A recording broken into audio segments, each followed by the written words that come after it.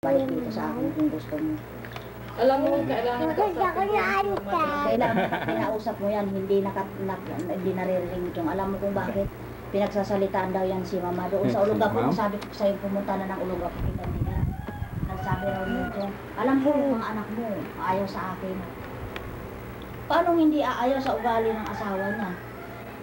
Kung marunong siyang kung talagang anak ang turing niya sa amin. Hindi na siya mag-aalangan at saka kung ano man. Hindi ko alam mas, hindi. Ayan sabi ko sa kanya, alam mo lang puro lalaki yung mga kapatid ko. Mamaya ka.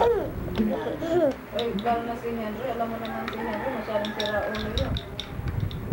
Si Manong Sabi ko, alam mo, ikaw ang umahanap ng papatay sa mga anak mo. Ginanong ko si mama rito.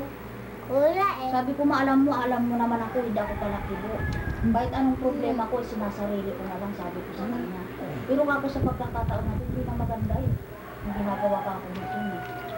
Ngayon ba ako makakarinig ka sa akin ng mga salita na hindi mo pa narinig sa akin nagmula noon.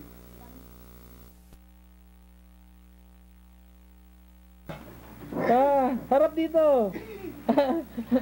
Harap mo. Ay. Sige. Macarena. Macarena.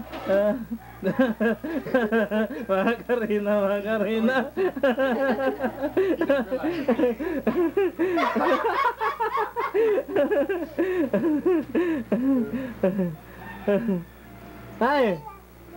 Nay.